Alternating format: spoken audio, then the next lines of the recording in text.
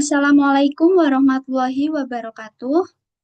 Yang terhormat dosen pengampu mata kuliah Desain Pembelajaran Fisika, yakni Bapak Dr. Andes Subigi MKes dan juga Bu Nila Mutia Dewi SPD MPFIS. Kami dari kelompok 12 akan mempresentasikan hasil laporan penelitian kami. Sebelum itu, izinkan mana? 1, 2, 3. Assalamualaikum warahmatullahi wabarakatuh. Yang terhormat, dosen pengampu mata kuliah Desain Pembelajaran Fisika, yakni Bapak Dr. Andes Subigi MKes dan juga Bu Nila Mutia Dewi SPD MPFIS. Kami dari kelompok 12 akan mempresentasikan hasil laporan penelitian kami. Sebelum itu, izinkan kami untuk memperkenalkan diri.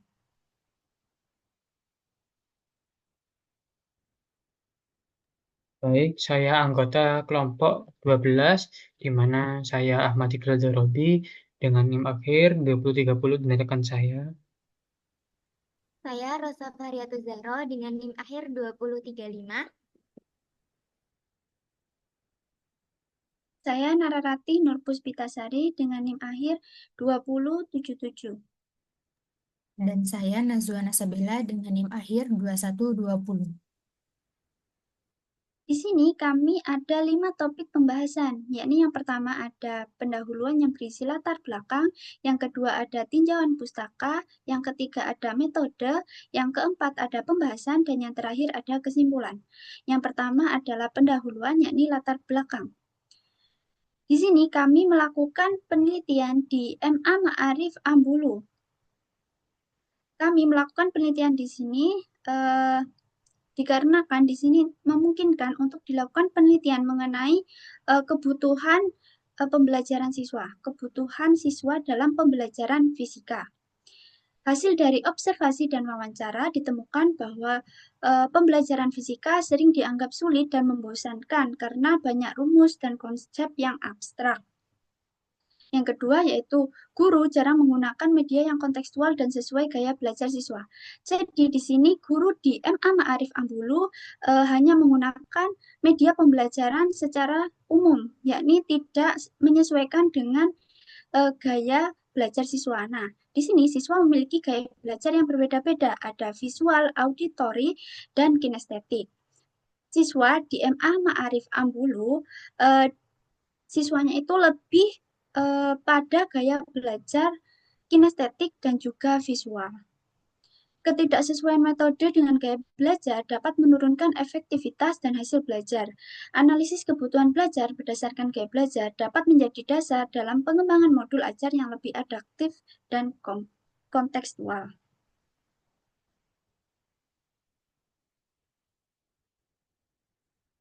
Maka dari itu, kami menyusun modul ajar fisika yang berbasis gaya belajar siswa.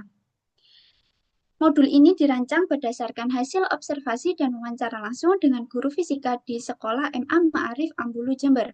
Modul ini diharapkan mampu menjawab kebutuhan pembelajaran siswa yang lebih kontekstual dan dapat meningkatkan partisipasi aktif siswa serta membantu siswa mengatasi kesulitan mereka dalam memahami materi fisika.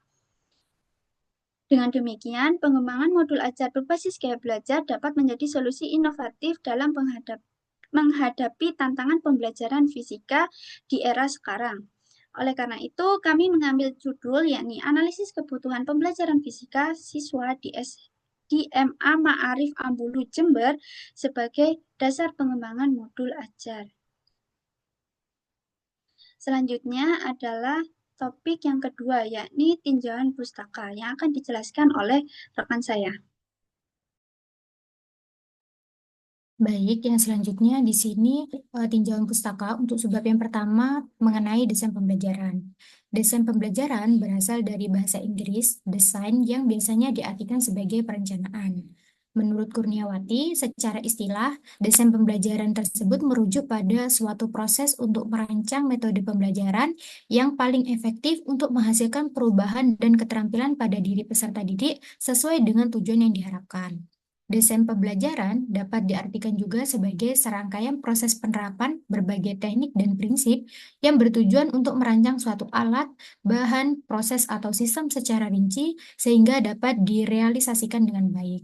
Desain pembelajaran harus fokus berorientasi pada kebutuhan peserta didik dan fokus pada pencapaian tujuan pembelajaran yang baik. Sehingga dapat disimpulkan bahwa desain pembelajaran adalah praktek penyusunan media teknologi, komunikasi, dan isi yang digunakan untuk membantu agar terjadi transfer pengetahuan secara efektif antara guru dan peserta didik untuk mencapai tujuan pembelajaran yang baik. Untuk sebab yang kedua, yaitu mengenai model camp. Model pembelajaran camp lebih menekankan pada karakteristik siswa dan memberikan bimbingan dalam berpikir untuk masalah-masalah umum serta menentukan tujuan pembelajaran yang tepat. Model camp ini mengidentifikasi terdapat 4 komponen yang menjadi unsur utamanya, yaitu peserta didik, tujuan, metode, dan evaluasi. Ini merupakan serangkaian langkah-langkah dari model camp. Yang sebab yang ketiga yaitu mengenai gaya belajar. Gaya belajar merupakan kemampuan yang dimiliki seseorang dalam memahami, menyerap, dan mengelola informasi yang diperoleh. Dengan melalui gaya belajar yang sesuai, merupakan salah satu kunci utama dari keberhasilan peserta didik dalam belajar. Menurut Nurhayati dan Arianto, pada tahun 2024, gaya belajar merupakan pendekatan belajar yang bersifat kompleks di mana setiap peserta didik memiliki cara tertentu yang dianggap paling efektif. Dengan kata lain bahwa gaya belajar merupakan kebiasaan atau metode belajar yang paling disukai dan dirasa nyaman oleh peserta didik ketika memahami, menerima, dan mengelola informasi, sehingga dapat membantu peserta didik lebih mudah dalam mengingat dengan jangka panjang. Gaya belajar ini terdiri dari 3 macam. Yang pertama yaitu gaya belajar visual. Gaya belajar visual ini memanfaatkan indera penglihatan dalam proses belajar. Gaya belajar ini memiliki karakteristik yang pertama yaitu siswa suka mencatat dengan rapi dan detail. Yang kedua, siswa dapat mengingat informasi yang dilihat bukan yang didengar. Dan yang ketiga, mudah untuk terdistraksi oleh keributan. Kemudian, siswa dalam gaya belajar ini memiliki cara belajar seperti membaca, melihat gambar, diagram, peta, atau video. Untuk yang kedua yaitu gaya belajar auditori. Gaya belajar auditori ini memanfaatkan indera pendengaran dalam proses belajarnya. Siswa yang memiliki gaya belajar ini lebih identik dengan proses pembelajaran yang mendengarkan penjelasan, kemudian diskusi, merekam audio atau pidato. Karakteristiknya, yang pertama suka mendengarkan musik atau rekaman saat belajar. Yang kedua, lebih mudah mengingat informasi yang didengar dalam proses pembelajaran. Yang ketiga, sering membutuhkan penjelasan secara lisan. Kemudian yang ketiga yaitu gaya belajar kinestetik. Gaya belajar ini lebih fokus pada gerakan dan praktik secara langsung. Gaya belajar ini melakukan sesuatu secara langsung menggunakan model, mainan, atau melakukan simulasi. Siswa yang memiliki gaya belajar ini memiliki karakteristik yang pertama yaitu suka berpartisi aktif dalam kegiatan pembelajaran. Yang kedua, suka menyentuh objek yang dipelajari. Dan yang ketiga, mudah mengingat apa yang telah dilakukan. Selanjutnya yang keempat yaitu analisis kebutuhan belajar. Analisis kebutuhan belajar merupakan suatu proses untuk mengumpulkan informasi mengenai apa yang dibutuhkan siswa untuk mencapai tujuan pembelajaran serta meningkatkan efektivitas pembelajaran. Menurut Harapah dan Albina pada tahun 2025, tahapan dalam proses analisis kebutuhan belajar umumnya mencakup beberapa langkah utama. Di antaranya 1. Menentukan tujuan, 2. Mengumpulkan informasi, ketiga menganalisis kesenjangan, dan yang keempat perencanaan tindakan.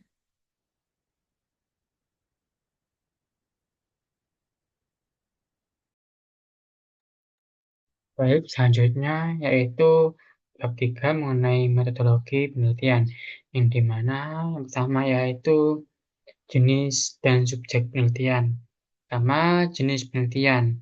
Penelitian ini menggunakan pendekatan observasi deskriptif kualitatif. Yang pendekatan ini digunakan untuk memperoleh pemahaman yang mendalam tentang kebutuhan desain pembelajaran fisika berbasis gaya belajar siswa, yang dimana penelitian ini bertujuan untuk mendeskripsikan kebutuhan belajar siswa, gaya belajar, dan tantangan pembelajaran berdasarkan wawancara guru. Yang kemudian di sini, menurut pendekatan ini, peneliti dapat mengeksplorasi secara langsung bagaimana pembelajaran itu dilaksanakan dan tantangan yang dihadapi oleh guru dan siswa, dan serta bagaimana strategi pembelajaran yang dapat disesuaikan dengan karakter siswa dengan gaya belajar siswa. Kemudian untuk subjek penelitian, di mana subjek penelitian pada penelitian ini yaitu guru fisika kelas 11 di MA Ma'arif Jember, dipilih karena memiliki informasi langsung terkait kondisi belajar siswa dan praktik pembelajaran siswa. Yang dimana selain itu guru juga berperan sebagai pelaksana langsung pembelajaran, sehingga informasi yang diperoleh menjadi sangat penting untuk merancang desain pembelajaran yang lebih efektif dan sesuai dengan gaya pembelajaran siswa. Di sini terdapat alasan mengapa kita memilih lokasi penelitian di MA Ma'arif Jember sebagai lokasi penelitian, dan di mana kami mempertimbangkan beberapa alasan. Dan di sekolah ini itu terbuka terhadap pengembangan dan inovasi dalam metode pembelajaran, khususnya dalam pembelajaran fisika, sehingga ini memungkinkan untuk penerapan desain pembelajaran baru yang berbasis gaya belajar. Yang kedua, berdasarkan hasil observasi di awal wawancara dengan guru, diketahui bahwa siswa di MA Ma'arif Ambulu Jember ini menunjukkan kecenderungan yang rendah dalam kemampuan berhitung dan menyelesaikan soal-soal yang memuat unsur perhitungan matematis dalam fisika. Dan ini menjadi kondisi salah satu tantangan utama dalam pembelajaran fisika yang pada dasarnya mengandung banyak konsep kuantitatif atau perhitungan. Dengan demikian, pengembangan desain pembelajaran fisika yang dimana kebanyakan gaya belajar siswa di sana yaitu kinestetik sangat diperlukan untuk meningkatkan pemahaman siswa terhadap materi perhitungan. Dan lokasi ini dipandang tepat karena sesuai dengan tujuan penelitian, yaitu mengembangkan strategi pembelajaran yang adaptif terhadap karakteristik dan kemampuan siswa. Next. Kemudian selanjutnya yaitu ada teknik dan instrumen penelitian, yang dimana teknik pengumpulan data yang pertama wawancara semi terstruktur secara langsung kepada guru fisika, yang dimana berupa daftar pertanyaan terbuka yang dirancang untuk menggali informasi dari guru tentang gaya belajar siswa, kemudian metode pembelajaran yang biasa digunakan oleh guru, kemudian kendala dalam pembelajaran fisika, serta harapan terhadap desain pembelajaran yang lebih efektif. Kemudian di sini terdapat lembar observasi yang digunakan untuk mencatat proses pembelajaran, yang dimana interaksi antara guru dan siswa serta perilaku belajar siswa yang mencerminkan gaya belajar tertentu. Kemudian ada dokumentasi. Selanjutnya ada instrumen pengumpulan data, yang dimana panduan wawancara tentang gaya belajar siswa, kesulitan pembelajaran, dan media pembelajaran. Yang dimana dalam instrumen ini kita menggunakan sebuah instrumen wawancara, yang dimana di situ ada pertanyaan-pertanyaan yang akan diajukan kepada guru fisika kelas 11. Next. Kemudian ada teknik analisis data, yang dimana yang pertama analisis data observasi, yang dimana data dari lembar observasi dianalisis secara deskriptif, kualitatif, dengan mengkategorikan kecenderungan perilaku belajar siswa selama proses pembelajaran. Kemudian ada analisis data wawancara, yang dimana hasil wawancara tersebut dianalisis menggunakan teknik reduksi, yang dimana menyaring data-data yang relevan dari hasil wawancara, observasi, dan dokumentasi. Kemudian ada penyajian data, yang dimana data yang telah direduksi disusun dalam bentuk narasi atau tabel untuk mempermudah pemahaman. Kemudian ada penarikan kesimpulan. Penarikan kesimpulan ini dilakukan dengan mengidentifikasi pola atau kecenderungan atau gaya belajar apa yang sesuai dengan siswa MA Ma'arif Jember. Nah, setiap jawaban guru itu dianalisis untuk menemukan pola atau kecenderungan dan harapan terkait gaya belajar siswa. Ya, dengan kutipan-kutipan penting disajikan untuk memperkuat interpretasi data dari guru MA Ma'arif Jember. Next. Oke, kita memasuki hasil penelitian di mana kami menyesuaikan dengan langkah-langkah model desain pembelajaran PEP Nah, kenapa kami memilih camp? Karena camp itu termasuk fleksibel untuk diterapkan di sekolah. Baik untuk yang pertama yaitu identifikasi masalah, di mana di MA Ma'arif Ambulu menggunakan kurikulum Merdeka untuk kelas 11. Jadi di sana kami menggunakan kelas 11 sebagai objek seperti itu. Nah, eh, menurut guru itu materi yang paling sulit yaitu termodinamika karena termodinamika memiliki sifat abstrak seperti kalor, usaha, energi dalam, serta hukum termodinamika. Nah, selain itu mereka juga kesulitan dalam memahami konsep-konsep fisika yang berbasis perhitungan seperti itu. Lalu yang kedua yaitu identifikasi karakteristik peserta didik, di mana sebagian besar siswa kesulitan perhitungan matematis seperti yang saya katakan tadi. Lalu yang kedua mayoritas siswa memiliki gaya belajar kinestetik. Nah, arti dari gaya belajar kinestetik itu mereka lebih suka praktik-praktik, lebih suka membuat media, lalu mereka lebih suka praktik secara langsung seperti itu. Nah, yang ketiga yaitu siswa suka pembelajaran konseptual. Jadi mereka lebih suka terhadap penghubungan antara konsep fisika dengan kehidupan sehari-hari. Mereka tidak suka ketika disuruh mengerjakan soal dan lain sebagainya. Lalu yang ketiga yaitu analisis tugas, di mana analisis tugas ini disesuaikan dengan materi termodinamika yang telah disampaikan oleh guru-guru di sana. Yang pertama yaitu pemahaman terhadap hukum termodinamika ke 0, 1, dan 2.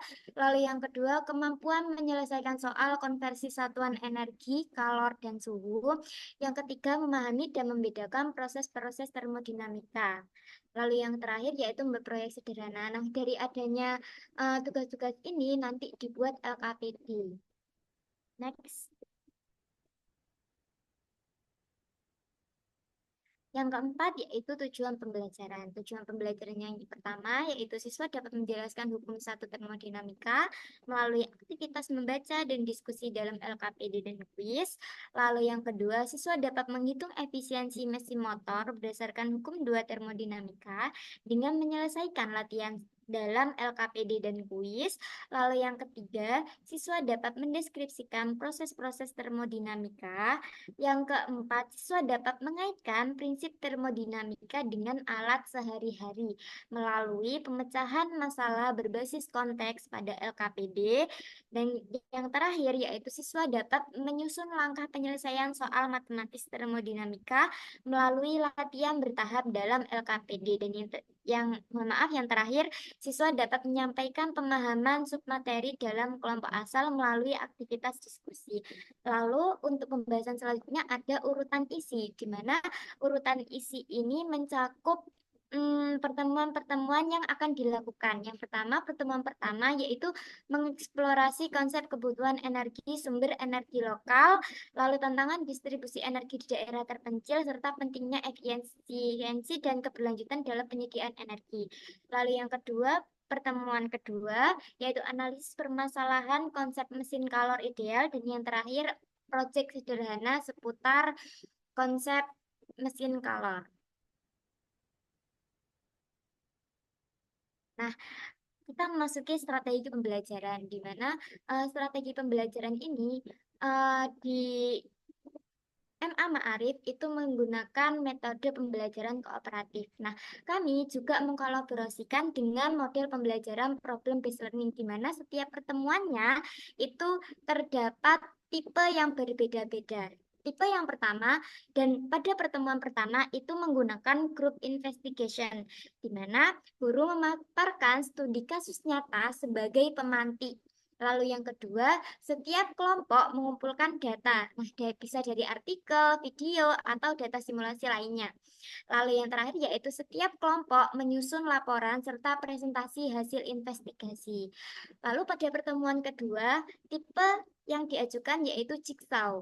Nah, tipe ini sangat sering sekali digunakan di MA Ma'arif. Yang pertama yaitu guru menyampaikan tantangan tentang bagaimana prinsip mesin Carnot yang dapat diterapkan dalam sistem pembangkit.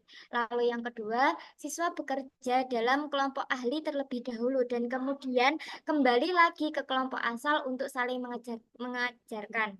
Dan yang ketiga, yaitu diakhiri dengan diskusi kelompok dan refleksi pemahaman konsep secara menyeluruh. Nah, pada pertemuan ketiga, kami menggunakan Student Teams Achievement Division atau bisa disingkat STAD. Nah, yang pertama yaitu guru memunculkan tantangan untuk menciptakan solusi pembangkit listrik sederhana bagi wilayah terpencil. Lalu yang kedua, siswa menerima LKPD yang telah dibuat nantinya, lalu bekerja sama merancang dan membuat prototipe. Dan yang ketiga, evaluasi dilakukan dengan kuis individual dan penilaian hasil proyek kelompok sesuai dengan tipe itu, tipe yang telah dijelaskan. Next.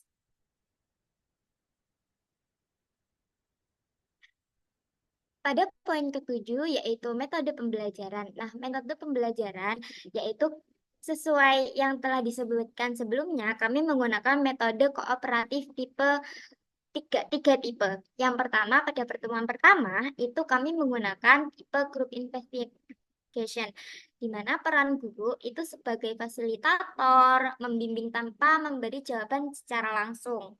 Lalu untuk langkah-langkah dalam tipe group investigation ini, yaitu siswa dibagi menjadi kelompok-kelompok kecil, bisa berisi 4 orang. Lalu yang kedua, merancang investigasi, seperti mereka harus mencari pertanyaan kunci, metode, dan sumber data yang nantinya akan dianalisis dan akan didiskusikan oleh kelompoknya. Dan yang terakhir, setelah mereka mendiskusikan, itu mereka akan mempresentasikan hasil, bisa berupa poster, slide PPT, atau media kreatif lainnya. Untuk pertemuan kedua, itu kami menggunakan metode mohon maaf, pada pertemuan ketiga kami menggunakan metode kooperatif tipe Student Teams Achievement Division.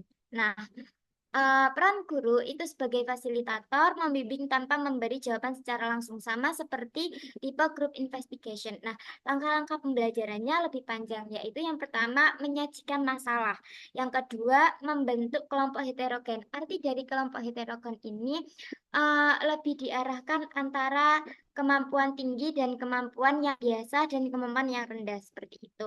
Lalu yang ketiga, pemberian materi pengantar. Yang keempat, membuat desain dan perencanaan proyek. Yang kelima, hasil kelompok itu menyusun desain alatnya.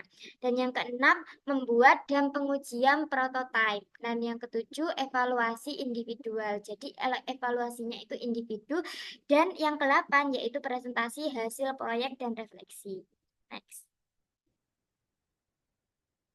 Nah, pada pertemuan kedua kami menggunakan metode kooperatif tipe jigsaw. Jadi pembagian kelompoknya itu dibagi menjadi 2 tim besar yang masing-masing 16-16. Karena di sana dalam satu kelas itu menggunakan 32 orang, maka kami menggunakan 2 tim besar. Jadi 16 tim pertama dan 16 tim kedua. Nah, setelah dibagi menjadi 6 kedua tim besar, maka dilanjutkan lagi dibagi menjadi kelompok asal dan kelompok ahli. Nah, kelompok asal ini terbagi menjadi beberapa tipe. Lalu mereka berkumpul dengan kelompok ahlinya. Nah, kelompok ahlinya itu yang merah sesuai dengan gambar, itu mereka fokus ke hukum 1 termodinamika. Lalu yang kelompok ahli kedua itu mereka fokus ke hukum 2 termodinamika. Dan yang kelompok ahli ketiga itu lebih ke arah proses di mesin motor.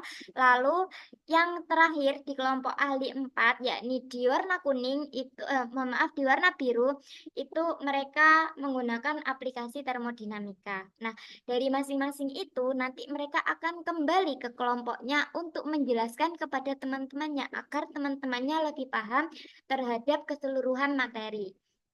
Nah, sesuai yang saya katakan tadi, langkah-langkah pembelajarannya itu siswa dibagi dalam kelompok asal yang heterogen, lalu yang kedua berpindah ke kelompok ahli sesuai dengan subtopik, dan yang ketiga setelah memahami subtopik masing-masing, siswa kembali ke kelompok asal dan menyampaikan hasil pemahaman mereka kepada anggota kelompok lainnya secara lisan. Nah, ini berlaku untuk kedua tim tadi.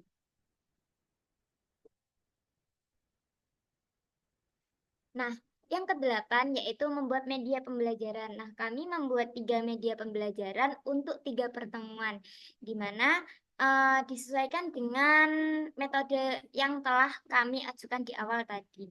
Yang pertama yaitu LKPD 1, media ini dirancang untuk memfasilitasi strategi group investigation dengan fokus pada analisis permasalahan nyata terkait tidak tersedianya listrik di wilayah kepulauan eksplorasi gas bumi. Nah, yang kedua yaitu kami juga menyesuaikan dengan strategi Jigsaw, yaitu membantu siswa menguasai konsep-konsep mesin Carnot secara kolaboratif. Yang ketiga yaitu media ini dirancang untuk menyesuaikan dengan strategi Student Teams Achievement Division atau STAD. LKPD ini menyajikan tantangan kontekstual berbasis masalah, yaitu merancang dan membuat prototipe mesin kalor pembangkit listrik sederhana. Nah, dari ketiga LKPD ini, kami juga menyesuaikan dengan karakteristik peserta didik sesuai dengan gaya belajar. Nah, mayoritas di sana menggunakan kinestetik, jadi kami lebih arahnya lebih ke konsep-konsep di kehidupan sehari-hari. Dan yang terakhir yaitu instrumen evaluasi. Nah, instrumen evaluasi ini kami membagi dalam 3 ranah. Yang pertama yaitu evaluasi kognitif, di mana evaluasi kognitif itu nanti pada berupa tes tertulis, tes uraian pada setiap pertemuan dengan setiap pertemuannya itu 5 soal. Lalu yang kedua, evaluasi afektif yang dinilai dengan menggunakan lembar observasi sikap selama kerja kelompok, diskusi, dan presentasi. Lalu yang terakhir yaitu evaluasi psikomotorik. Nah, evaluasi psikomotorik ini khusus untuk pertemuan ketiga yang melalui rubrik penilaian proyek. Jadi pertemuan ketiga ini karena mereka membuat proyek, makanya ada psikomotorik.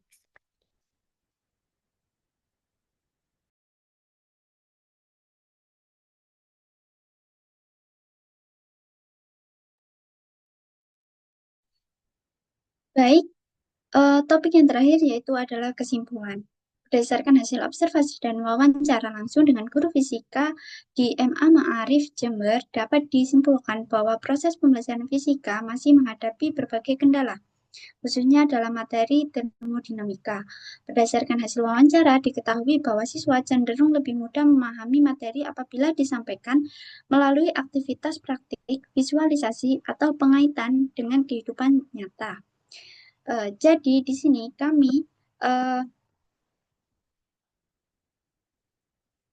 membuat solusi bahwa strategi pembelajaran yang efektif untuk mengatasi kesulitan belajar siswa yaitu dengan menggunakan model pembelajaran kooperatif dengan 3 tipe, yaitu investigasi, jigsaw, dan juga STAD yang dipadukan dengan LKPD berbasis Problem Based Learning atau PBL.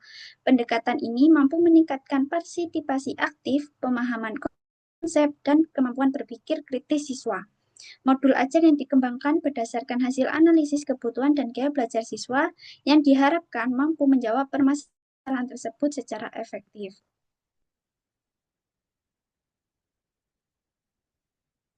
Baik, sekian presentasi dari kelompok 12.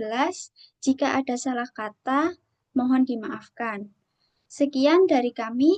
Wassalamualaikum warahmatullahi wabarakatuh. Waalaikumsalam.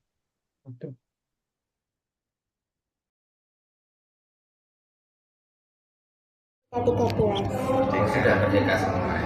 Oh, sudah merdeka ini. Yang belum merdeka kelas 3. Kemarin pakai 13 ya Pak? 13. Kalau yang kelas ini rasanya rakuannya beda ya Pak? Aplikasinya kurikulum yang kelas 2 kurikulum merdeka, yang kelas 1 kurikulum nasionalnya. Oh, baru lagi Pak? Iya, kurikulum kan baru lagi kan? Iya, tapi kan baru kemarin. Apa sudah diterapkan? Sudah, jadi kurikulum merdeka, terus kurikulum nasional, sekarang ada kurikulum naik. Iya. sudah diterapkan, tapi bukunya sudah ganti. apa ya? mungkin perasaannya yang masih sama seperti itu. Jadi apapun kurikulumnya kan orangnya sama, siswanya sama, pemikirannya sama, apalagi ya materinya ya kurang lebih sama, cuma mungkin konsepnya, tujuannya yang sedikit berbeda. Untuk konsepnya itu apa yang membedakan? Tadi bertanya apa? Kok langsung konsep? Tadi kan tanya kurikulum merdeka atau K13 atau yang lain gitu loh Pak. Yang tadi yang di-learning itu. Saya mendengar tentang ini apa sarana pembelajaran atau media pembelajaran. Kalau selama ini kan saya lebih sering menyampaikan teori. Artinya untuk media pembelajaran, maksudnya media yang untuk menunjang pembelajaran itu ya hampir jarang, kecuali untuk mata, maksudnya untuk bab tertentu itu kadang saya menggunakan materi tersebut untuk praktek mandiri.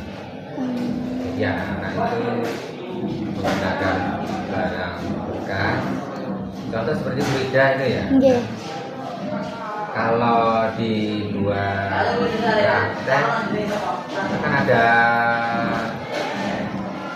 ini apa contoh pompa hidrolik gitu ya. Jadi kita membuat semacam simulasi eskavator menggunakan barang-barang bekas seperti itu apa?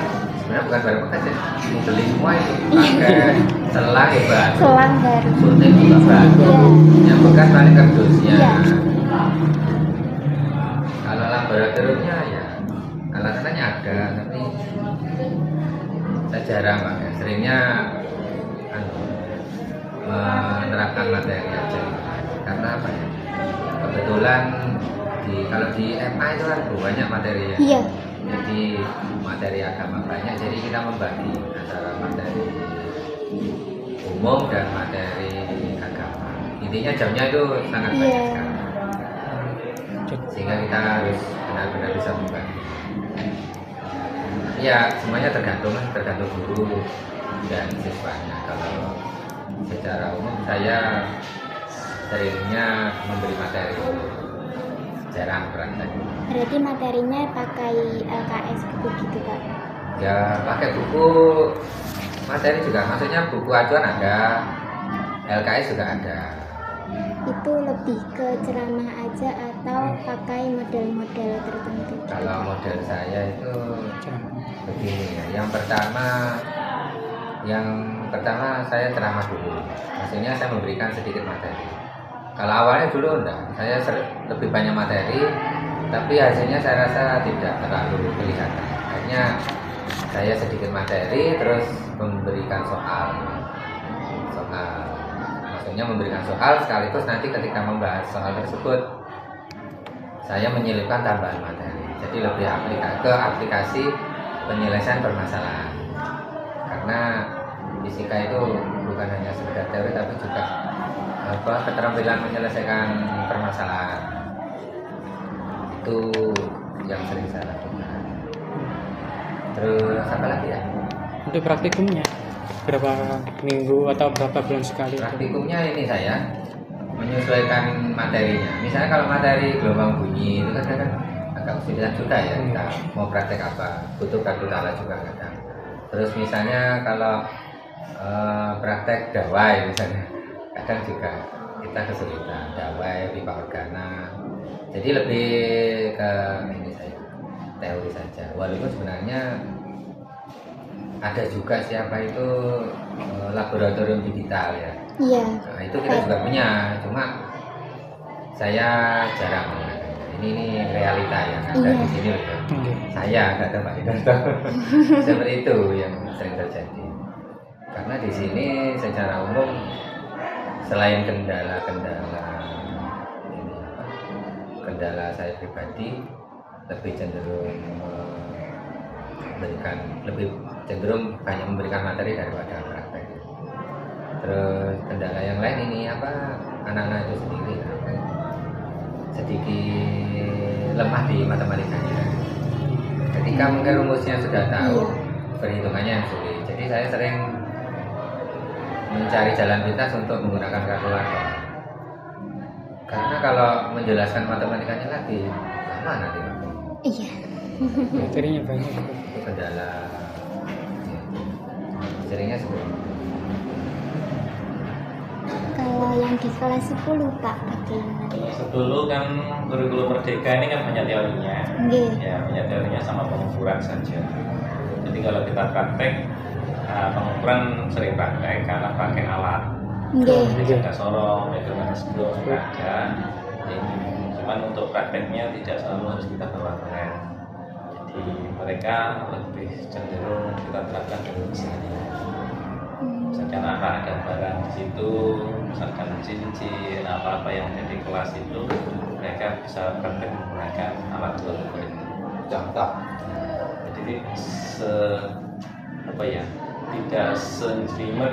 Kalau yang sebetulnya praktek itu harus ada nanti arahnya LKPD, modul dan yang lain-lain itu lengkap, itu kita nggak sampai lengkap karena waktunya juga terbatas, akhirnya banyak. Jadi kecenderungan padahal kita juga punya materi itu, kita ada FGMP. Guru fisika itu keren. FGMP-nya ini berjalan. Jadi kita dengan sampai ke mat 1, mat 2 itu yang sering situ FGMP, akhirnya kita punya banyak materi. Tapi ketika kita praktekkan, misalkan kayak itu tadi pipa organa, untuk musik, bisa ada banyak foto-foto. Ya, cuman nggak bisa dikatakan berapa hari sekali, berapa minggu, nggak bisa. Itu air mancur hero enggak ya? Iya. Ya, yang kita lakukan ya seperti ini, maksudnya yang sekiranya anak-anak itu senang gitu. Buat media pembelajarannya. Itu secara logika kan mudah dipahami lah. Tapi asik gitu, bagi anak-anak. Kalau bagi yang sudah gede seperti dengan berdua, wah ini gampang. Kita juga suka Pak kayak gini. Yang dulu malah buat eskavator malah jadi terus saya masukkan Facebook apa sebenarnya pengennya gabung ke elektronika juga seperti apa itu Arduino juga. Iya, Arduino. Kelamaan Iya, nah kan masih Dan biayanya biaya. juga Pak, iya. yang lumayan. Tapi kemarin kelas 3 kita ujian prakteknya pakai Arduino. Arduino. Iya, pakai ini otomatisasi parkir sama untuk ini otomatisasi mobil mau parkir, maksudnya mau nabrak benda gitu. Sama palang pintu parkir, kalau ada mobil masuk parkirnya buka. Jadi buat itu. Tapi alat-alatnya sudah kita masukkan ke ekstra ini robotik itu. Oh, ada robotik. Ada pembinanya ada. Ya guru sini, tapi guru agama mana pembinanya? Hebat ini ya. Pembina robotik guru agama, bukan guru fisika. Tapi ya ini ya. Saya juga dulu sempat mendalami, tapi bukan Arduino, tapi yang lebih rumit lagi waktu itu. Microcontroller Atmel dari Atmel AT89C51. Iya. Pakai microcontroller. Terus kalau yang saya kan kebetulan selain fisika, saya juga prakarya. Jadi prakarya itu materi yang bisa dipegang oleh guru fisika, biologi bisa pegang materi prakarya karena nggak ada jurusan prakarya. Ini saya bukan di prakteknya fisika, saya terapkan di prakarya yang positifnya. Contoh misalkan absorpsi penyerapan, misalkan kayak gula itu sifatnya kan bisa mengikat unsur yang lain. Kalau di fisika unsurnya itu ada. Saya gabung, misalkan jahe, ya jahe itu kan ada sarinya, jahe itu kita peras, yang keluar airnya itu nanti dicampur dengan gula. Setelah itu kita panasin. Mereka kan sudah ada ikatan sebetulnya. Kan sebetulnya masih campuran masih sebetulnya ya. Tapi kan sudah menjadi satu, akhirnya jadi tepung jahit instan. Jadi hasilnya produknya bisa dipasarkan di prakaryanya dan dari usaha. Tapi teori fisikanya kita masukkan. Soalnya suatu sama mau praktek waktunya kita terbatas. Kalau nggak digabung-gabung kan. Oke. Terus ada lagi itu seperti pemisahan antara air dengan minyak. Ya, kelapa ini kalau dipisahin, kelapa itu kan ada minyaknya, makanya kelapa bisa jadi minyak kelapa. Tapi di situ ada airnya. Akhirnya kita pisahkan dengan cara pemecahannya pakai mixer. Pernah tahu tentang fisimu? Iya, Nah, itu kita mixer, akhirnya kan pecah itu. Airnya sendiri, minyaknya sendiri. Kita diamkan, bahasanya kayak fermentasi itu. Nah, jadi fisio jadi produk. Teorinya dari fisio. Kecenderungan kita seperti itu kan, apalagi di materi kelas 10 ini hanya pengukuran di semester 1, di semester 2 mulai di tentang apa namanya iklim global ini, makanya ini kan efek rumah kaca. Ini cenderungnya bagaimana penanganannya, makanya kita pakai tanaman. Mereka cenderung ke sana arahnya. Jadi secara real prakteknya harus masuk di lab, terus kita pakai alat. Ini kebanyakan alatnya malah kita bawa ke kelas, mereka praktekkan langsung. Biologi cenderung gitu, di samping kita tempat prakteknya belum, labnya alatnya sudah banyak, cuman tempatnya yang kurang maksimal, terbatas campur sama perpustakaan jadi kecil, sehingga di situ kenapa nggak kita lakukan aja di kelas yang lebih maksimal. Cuman memang nggak bisa kita bilang 1 bulan sekali atau berapa minggu sekali prakteknya, minimal dalam 1 bab atau apa itu kita dipraktek penerapan dalam sehari-hari. Contoh kalau sekarang ada namanya biomasa, berarti kan kita buat pupuk organik. Ada buktinya, nanti kita gabung materi fisika itu sudah nanti prakteknya bisa di biologi pembuatan pupuk itu. Jadi kecenderungan kita hubungkan dengan sehari-hari. Jadi enggak yang betul kan sebetulnya per modul ya, pakai apa namanya mulai dari modul, terus ada apa LKPD-nya, terus lengkap itu. Nah, nanti prakteknya pada per kelompok. Ini semua juga sama per kelompok, kita juga buat per kelompok. Ini kita punya produk banyak ini. Jadi kalau butuh temulawak instan kita ada, butuh fisiko saya ada.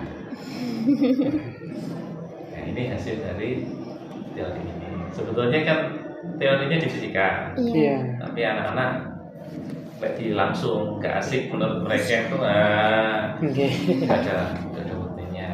Ini kalau dari kelas 10 materi apa yang kemungkinan untuk susah diterapkan gitu ada? Untuk yang susah diterapkan sebetulnya kayak emisi metana. Ini kan arahnya kan banyak ke kimianya. Nah ini yang satu mereka masih kimianya masih terbatas kemampuannya. Ini kita menjelasin tentang reaksi kimianya itu, lama di sini habis waktunya antara O2-nya dipisahkan atau gabung nanti dengan CO2-nya itu kan reaksinya. Ini yang mereka susah. Akhirnya saya tidak terlalu nyinggung di sana, apalagi materinya pertanyaan dan apa-apa tidak ke reaksi itu tidak terlalu jelimet. Mungkin dibedakan di kimianya lah. Nah ini kita terangkan. Jadi apa ya? Membuat pikiran mereka ke sana ini yang susah. Seperti freon. Nah ini kenapa yang di materi terakhir itu salah satu penyebab pemanasan global ini adalah zat freon tadi ya.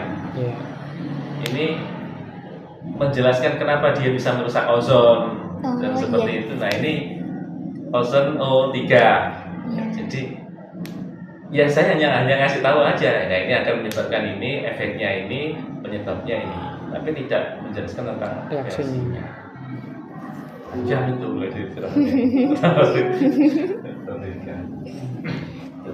Terus pengukuran kemarin ya, kelas semester 1-nya kita udah masih aman. Yang semester 2 ini cenderung materinya perubahan iklim itu tadi. Jadi ya susah menentukan apakah air laut sekarang naik, seperti itu ya kan harus ke sana. karena global sifatnya. Apakah awalnya panas? Ya benar, sekarang kan harusnya musim kemarau tadi masih penghujan. Nah ini kan salah satunya dari pemanasan global karena kekermakannya nggak terlalu cuman kalau praktek secara reaksi dan yang ini ya susah. Untuk yang kelas 11 gimana? Yang materi paling susah diterapkan? Kelas 11 Iya. ini diterapkan gimana Pak? Maksudnya kayak Yang secara paling matematisnya sulit gitu Pak, maksudnya Kalau anak-anak sulit siswa-siswanya paham. sulit Yang paham. paling sulit apa ya? Sebenarnya bagi anak-anak itu semuanya sulit, cuma dari sekian itu mungkin yang agak kesulitan termodinamika. Iya. Tapi rumusnya sebenarnya ya sedikit. siklus Carnot. Ya mesin karena itu kan Karena rumusnya ya itu aja. Tapi kadang ketika mendapatkan soal itu perasaannya tuh sulit dulu. Tapi ketika diuraikan, dijelaskan, dijabarkan, kadang mereka anak-anak bilang, cuma gitu udah Pak, iya. Tapi kesan pertama itu mereka udah sulit dulu. Jadi intinya kan belum terbiasa. Konsepnya kita bisa Pak ya, tapi anak-anak secara matematis yang pada sekarang yang bisa dikerjakan karena kemampuan matematisnya kurang. Yang lain ya secara umum mereka merasa sulit aja, tapi kalau sudah dijelaskan kemudian diberi contoh soal, diberi soal sama persis dengan contohnya, itu baru mereka itu sedikit terbangun motivasinya. Maksudnya baru merasakan oh fisika ternyata nggak sulit itu aja. Yang penting bagi saya kan membangun motivasi.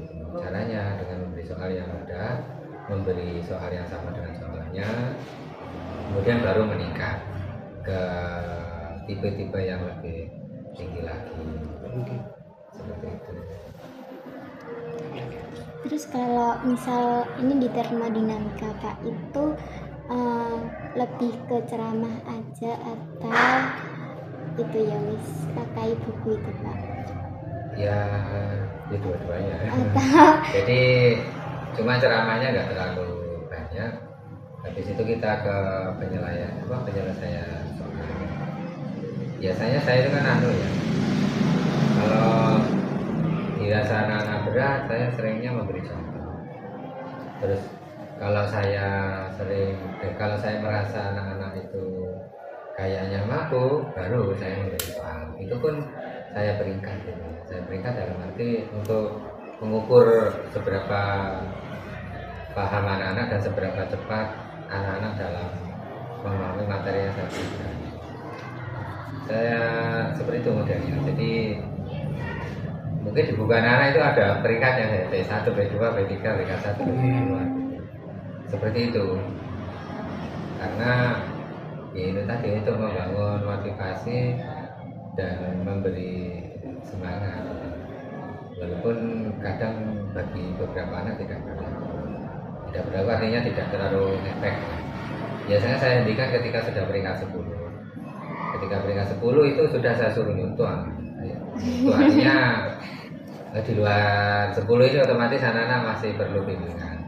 Jadi ketika prosesnya untuk temannya itu tadi ada proses pembelajaran antar teman ya, pendidikan remaja sebaya. Seperti itu. Itu yang sering saya lakukan. Hanya berdasarkan pengalaman, kalau memberikan materi terus ketika diberi persoalan itu kemampuan analisisnya berkurang. Tapi ketika saya menerangkan sambil menjelaskan pembahasan soal, itu lebih hemat waktu. Kadang kan waktunya nggak nutut itu. Iya. Satu semester, entah itu karena ada libur ada apa. Jadi seperti itu. Kebutuhan siswanya itu Pak gimana? Maksudnya itu menyesuaikan gaya belajarnya atau secara umum aja atau bagaimana? Apa ya, Kebutuhan siswa dalam belajar gitu Kebutuhan Pak. siswa. Iya. Ya anak-anak itu mintanya dibimbing secara pelan, artinya misalnya mereka itu butuh penjelasan yang tidak terburu-buru gitu. Biasa seperti itu. Terus yang kedua, mereka itu butuh penjelasan yang kedua dan ketiga. Jadi saya menerangkan itu nggak cukup sekali. Kadang cukup sekali kan. Sebagai guru itu kita bisa melihat loh, aura anak-anak itu paham dan tidak. Wajah-wajah anak-anak itu sedang bingung atau sudah paham. Nah, ketika kita menangkap sesuatu yang tidak lazim, mereka tidak paham. Sepertinya mereka masih bingung, baru kita jelaskan. Seperti itu. Jadi tergantung situasi dan kondisi. Artinya kita menerapkan sesuatu itu melihat suasananya. Ketika kok butuh perlakuan khusus, ya kita beri perlakuan khusus. Ketika sudah bisa berjalan normal, ya sudah kita lakukan. Ya dalam rangka tadi itu supaya tidak tertinggal materi. Tapi kalau ini kok belum paham dan mereka butuh penjelasan atau butuh pemahaman lagi, ya saya jelaskan seperti itu. Kalau pemahaman kepada sebaya yang tadi itu berarti emang efektif gitu Pak? Yang saling menerangkan antar teman itu sangat efektif sekali. Maksudnya hemat waktu ya. Saya kan mengukur anak-anak itu dengan menit ya. Biasanya 3-5 menit itu sudah selesai ya. Sebenarnya nggak sampai 5 menit lah. Itu yang lama kan nyatetnya ya. Nyatet terus nulis soal itu 3 menit selesai. Itu kan buru-buru biasanya. Ingin berebut peringkat 1, 2, atau 3. Nah itu bagi anak-anak yang memang ini ya serius sama belajar itu sepertinya peringkat 1 itu penting sepertinya. Tapi bagi yang lain sepertinya ya hanya untuk melengkapi kewajiban. Ya, intinya setelah selesai setelah selesai yang 10 tadi itu, yang lain saya izinkan untuk mencontoh temannya sekaligus minta penjelasan. Artinya saya itu berkurang waktunya untuk menjelaskan ke yang lain yang belum. Terus saya penilaiannya juga ke catatan juga. Jadi catatan saya nilai. Otomatis anak-anak kan yang merasa takut nilainya jelek melengkapi catatan. Ya banyak soal yang kan saya ngajar matematika juga. Yang matematika itu bisa sampai 70 soal itu kalau 1 semester ya. Kalau fisika paling masih 45 paling banyak. Saya sampai minggu ini loh ya. Saya itu tadi kalau fisika kan agak sulit dibanding matematika. Dan ya lama di penjelasan. Kalau matematika lebih cepat ya. Buat soal pun cepat, kerjanya juga lebih cepat. Jadi dapatnya juga lebih banyak. Kalau yang di kelas 10 gimana Kak untuk kebutuhan siswa? Ya, sebenarnya sama. Apalagi kalau mereka diperbolehkan pakai HP cepat. Mereka kecenderungan, ini kan sifatnya nanti kelas 10 kan banyak materinya umum. Kalau hanya pengukuran terlalu agak kesulitan. Dan kita terapkan pakai metode kelompok. Dengan misalkan mereka akan mengumpulkan 1 atau kelompok 1, ini lebih efektif. Yang nggak bisa diajari sama yang bisa. Ini lebih santai bagi gurunya kalau mereka belajarnya pakai kelompok. Ada jigsaw metode lagi yang sebetulnya efektif. Apalagi mereka kalau sudah penerapannya mencarikan contoh dalam sehari-hari, bahkan kalau yang di materi semester 2 itu tentang efek dari pemanasan global dan mereka bisa memilihnya. Misalkan jawabannya A, O karena ini ciri-ciri ini, mereka saling berbobot lebih mudah. Kalau dijelaskan sendiri secara kolosal kadang mereka nggak paham, tapi kalau dengan kelompoknya maksudnya ini gila mau serak lambang, wah gitu. Jadi sangat efektif kalau kita lakukan dengan kelompok karena tidak banyak hitungan kalau di kelas 1. Kalau di kelas 2 memang masih banyak hitungannya kelas 10 hitungannya paling di awal itu pengukuran itu kan kecepatan tidak terlalu banyak di situ, misalkan hanya angka penting terus nggak sampai yang di semester 2-nya nggak banyak hitungan kelas 10 banyak itu biasanya dia banyak konsep. Sekarang materinya kelas 10 di kurikulum merdeka ini hitungannya sedikit, tidak susah. Kalau yang kelas 2, kelas 3, wah ini apalagi ini banyak hitungan toy. Ini yang paling susah, apalagi mereka soal-soalnya.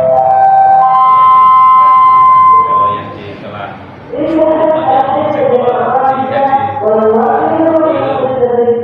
banyak konsepnya aja. Materinya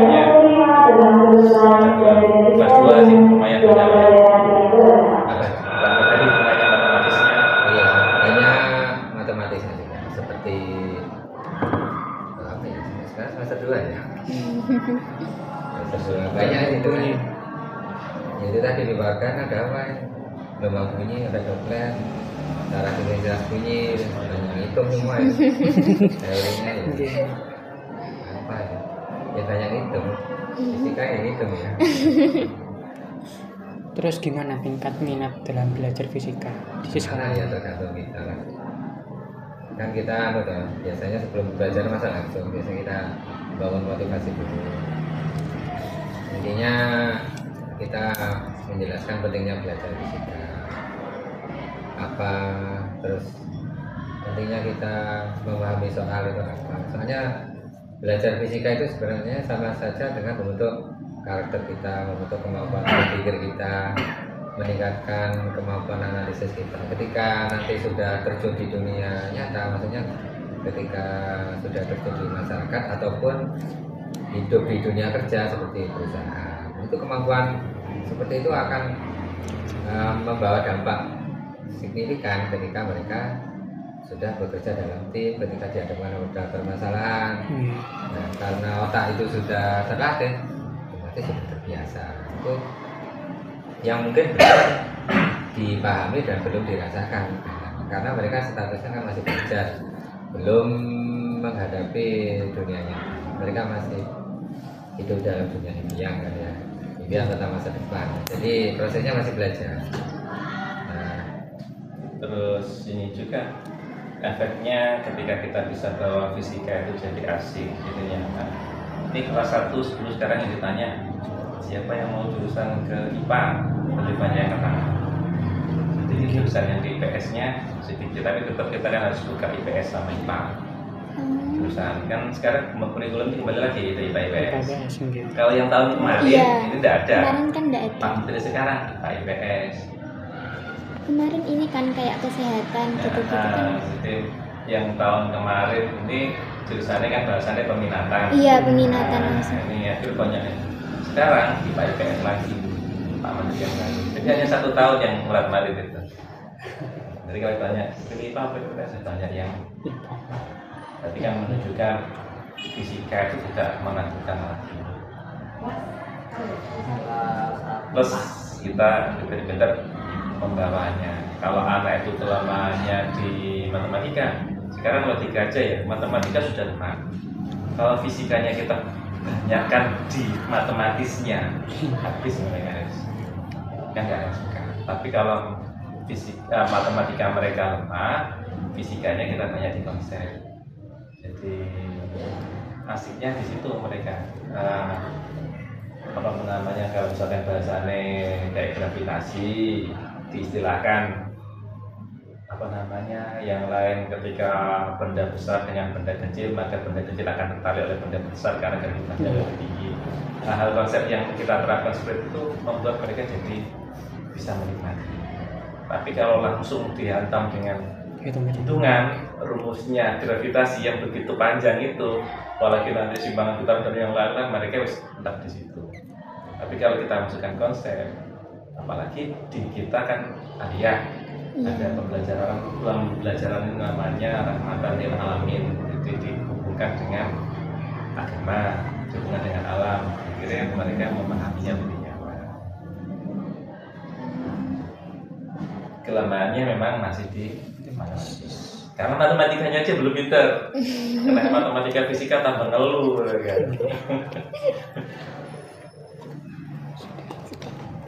Sampai ngantuk.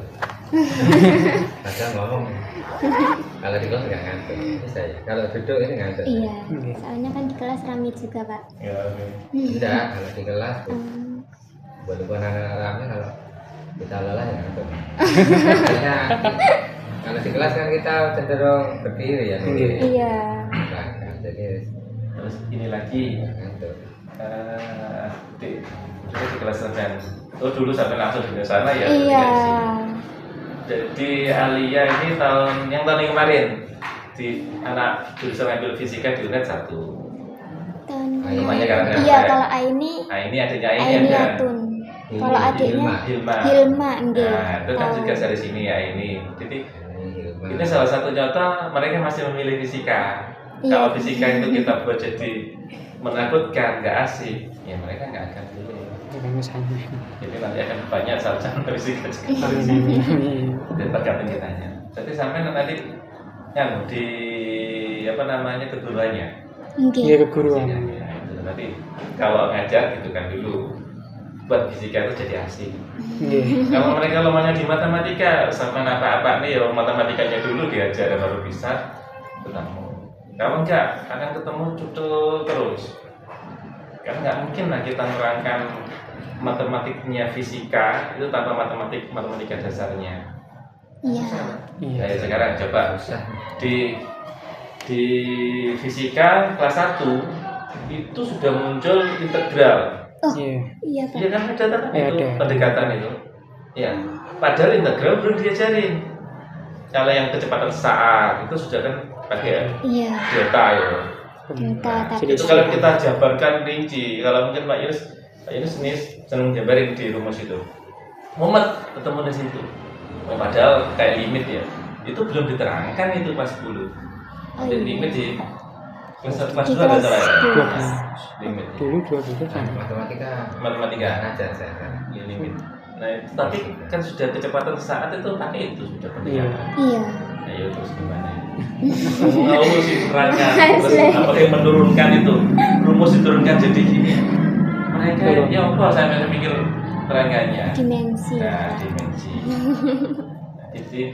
Jadi kita ambil bahasanya bukan kita ngikut mereka, kita pendekatannya pakai pendekatannya. Plus penerapan dalam keseharian. Sebenarnya paling asik dengan praktikum itu. Soal praktikum itu menyita waktu. Banyak praktikum itu waktu yang harus mempersiapkan, nantang. Habis itu Waktunya buat apalagi kalau jamnya hanya 1 jam pelajaran orang nutup gitu. Itu yang lain. Jadi fisika itu sebetulnya asik ketika mereka menghitung, ketika mereka sudah memahami konsep matematikanya, sebetulnya asik juga fisika. Tapi ketika mereka belum tahu dasarnya matematik, nah itulah yang membuat fisika itu jadi sulit. Sebenarnya kuncinya hanya di sini. Jadi nanti harus berkolaborasi. Kalau nanti misalnya jenengan sudah mulai PPL ya. Kami PPL tidak kapan? PPL. Oh enggak PPL. Karena sudah kampus Iya, mengajar kampus mengajar. kemarin. Oh Semester gitu ya. 5. Ya, berarti nanti langsung turun kampus mengajar ini. Nah, Sekarang kampus mengajar sudah nggak ada. Efisiensi. Efisiensi tapi dana langsung itu. sore skripsi gitu. Iya. KKN. Nggak ada Nggak ada. KKN, nggak ada. Kalau di pendidikan itu PPL jadi satu sama KKPLP. Jadi yang KKN itu di luar pendidikan, gitu. Ya wis, jadi di luar pendidikan. KKN-nya hanya di luar pendidikan. Jadi yang non pendidikan. Non Kalau FIP nanti Iya, KKN kalau yang nggak FKIP ada. cuma itu aja PLP aja. PLP itu Iya, itu yang PPL tuh yang Iya, ngajar. di sekolah. Nggih. Cuma kalau ketika sudah kampus mengajar itu tidak PLP, tidak PPL gitu. Oh. Jadi gantian gitu. Oh gitu. Oke. Dan sampai sudah ngikut kampus mengajar mengajar, itu tapi nanti nggak ada PPL, PLP. Nggih, PLP. Langsung. Langsung skripsi. besok skripsi. nilainya langsung dikonversi. Jadi konversi dari situ. Oh iya. Nanti tinggal langsung terjun ke sekolahan udah ngajar ya kalau sudah Nggih. lulus. PPG dulu. PPG kan sekarang Pak Iya. katanya. Oh iya. Panjang ya langsung. Iya, Dulu katanya harus PPG. 2 semester. Dulu nggak ada ya PPG. Dulu nggak ada Nunggu kan. lulus ya. Nggih. Dulu PPG itu kan asalnya kan dari Akta 4 ya, Pak. Iya. Sekarang ada di PPGK. Iya, Oke. jadi setelah lulus S1 harus PPG dulu kalau misal mau Mau ke jadi pendidikan. guru. Gitu. Ya, tapi surat izinnya. berarti ya setelah lulus Pak. Iya, setelah lulus. PPG-nya kan. Iya, Iya. setelah lulus. Tapi kalau besok ini ya kalau kami misal mau penelitiannya ya minta surat itu aja. Jadi bukan ikut PPL gitu enggak. Yang untuk skripsi. Nggih. Ya, berarti kan ketika kemarin kampus mengajar kan juga turun tuh ke sekolah. Nggih. Iya, sekolah. Tapi ini Pak langsung dari kementerian. Jadi tidak ada SMA. Kami ke SMP sama SD. SD. Tuh. Menguatkan literasi sama numerasi. Iya, itu aja. Tugasnya. Nah, kebetulan terakhir angkatan kami Nggih. semester kemarin. Setelah itu nggak ada. Iya, Nggih. Masih. Berapa hari? 4 4 bulan. 4 bulan. Nggih. Oh iya, berarti sudah merasakan mengajar di sekolahan ya. Sudah, insya Allah. Cuma lebih ke IPA, bukan Ya, ke kalau IPA fisikanya. enak sudah Nggih. umum. IPA itu campur sudah biologi, campur sudah Nggih. sesuatu. Nah, hitungannya tidak terlalu banyak juga kalau Nggih, nggih. Nanti kalau ngajar SMA di fisika, nah nanti baru rasa. Nah itu tadi rumusnya hanya mainkan anak-anak di komunikasi dengan guru pendidikan. Kesulitannya mereka itu hanya itu. Kalau pembelajarannya aman, landai, menikmati. Yang jadi PR itu ketika mereka ujian begitu banyak soal, konsepnya sedikit yang banyak. Iya. Ini yang jadi beban kita itu ketika mereka sudah ujian. Mereka di sini dicetak bukan sebagai mesin penyelesai soal, karena mereka kita ajar bagaimana penerapan sehari-hari, bagaimana mengetahui tentang fisika. Nah, ini akan bisa kalau dimasukkan ke bimbel, karena bimbel itu dicetak jadi mesin penyelesai soal. Iya. Ini jadi permasalahannya di situ. Sedangkan anak sekarang, waduh guys, sudah belajar ini. Hanya itu aja. Jadi kalau jangan tanya permasalahannya di konsep bisa kita terapkan, percobaan dan lain bisa kita terapkan, tapi yang menjadi persoalan menyelesaikan soal ketika soal yang membuat itu guru berbeda. Nah, cantik boleh. Untuk soal itu berarti bukan dari guru. Bukan. Kalau sekarang, kalau yang di sini dari Surabaya karena kita ikut Ma'arif. Iya. Ya, kalau dari lain mungkin dari MGMP, Dari KKM. dari KKM. Ya dari LPP ya SMK. Kalau yang soal UTS, ulangan harian dari kita, tapi yang di soal akhir.